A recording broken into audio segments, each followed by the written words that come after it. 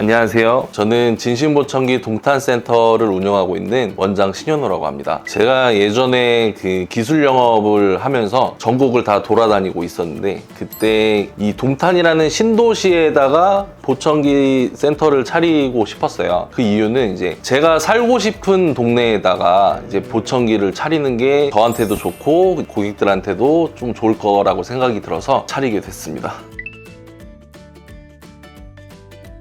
제가 원래는 이제 꿈은 간호사였습니다. 이제 저희 아버지도 몸이 좀 안 좋으신 게 있어서 간호사를 진행하려고 공부를 하고 그 다음에 간호 면접을 봤는데 간호 면접에서 아쉽게 좀 떨어졌어요. 네. 그래서 한 번 더 도전을 해보겠다고 이제 1년 동안 다시 공부를 하려고 했지만 보청기학과 교수님께서 직접 연락이 한번 오셨어요. 네. 그래서 병원 쪽에서 일을 하는 게 꿈이라면 우리 보청기 쪽도 병원에서 일을 할 수 있다. 그때부터 이제 보청기라는 걸 배웠는데, 이 보청기라는 게 생각보다 제 적성에 좀 맞더라고요. 네네. 고객을 만나서 상담하고 이런 부분이 좀 편하게 느껴져서 그때부터 이제 진행을 하게 됐습니다.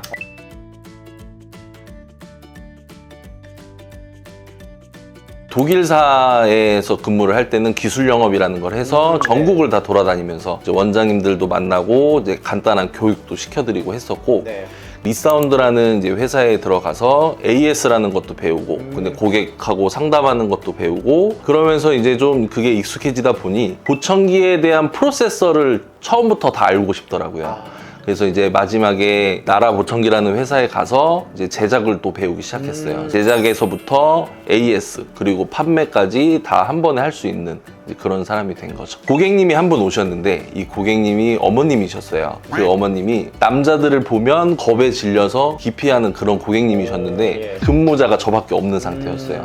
그래서 어쩔 수 없이 청소 점검부터 소리 조절까지 고객님이 하는 얘기를 좀 많이 들어드렸어요. 네. 그때부터는 제 전담이 돼서 오히려 저만 찾아오는 그런 고객님이 한 분 있었습니다.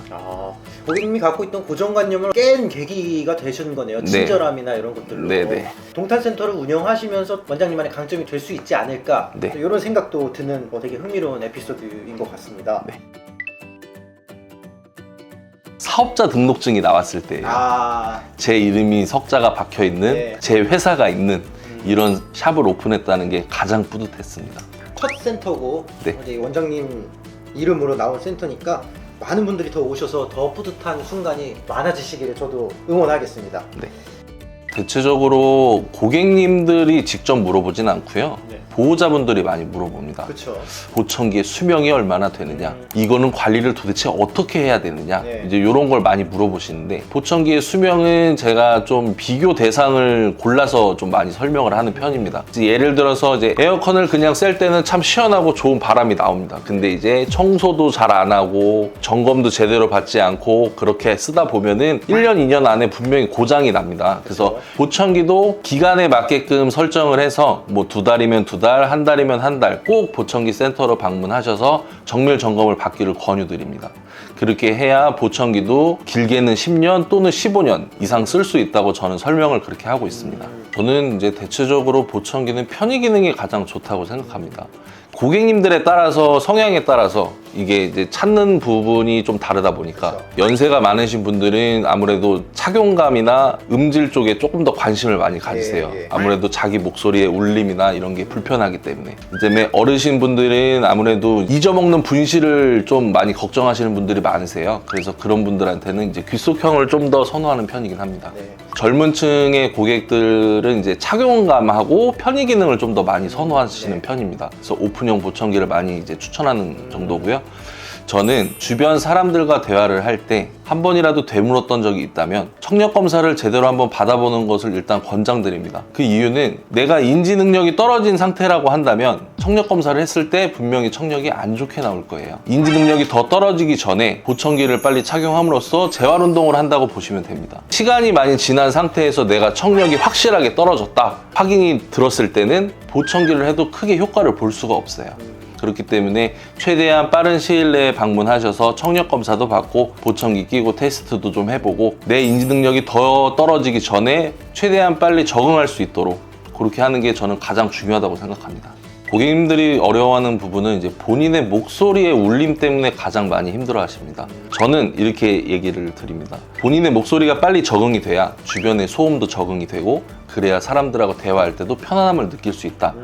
본인의 목소리를 이제 적응할 수 있는 방법은 저는 이제 하루에 한 문장에서 두 문장씩 책을 읽으라고 합니다.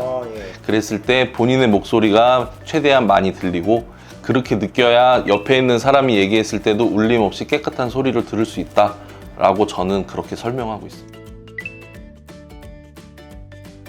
저는 아마 밥집을 하고 있지 않았을까라는 생각을 하고 있어요. 네. 비싸고 맛있고 하는 게 아니라 그냥 한 끼 저렴하게 먹을 수 있는 네. 그런 식당을 차리고 싶었는데 아쉽게도 그런 식당들이 많더라고요. 뭐 보청기 맛집이 될 수도 있는 거죠 지금. 네, 이제. 네. 그래서 동탄센터가 저렴하고 또 많은 분들이 찾는 보청기 맛집이 되시기를 또 응원하겠습니다. 보청기라는 거는 누구나 처음이라는 시작이 있을 거라고 생각합니다. 처음을 시작하지 않으면 끝을 맺을 수 없기 때문에 저는 그 마지막이 되고 싶습니다. 지금은 내가 아닐지라도 라는 생각이 아니라 앞으로 내가 시작해야 되는 것은 보청기다. 저는 그렇게 생각합니다. 방문하셔서 청력 검사라도 먼저 받아보세요. 그 다음에 시작은 제가 시작해드리겠습니다. 진심보청기 동탄센터 화이팅!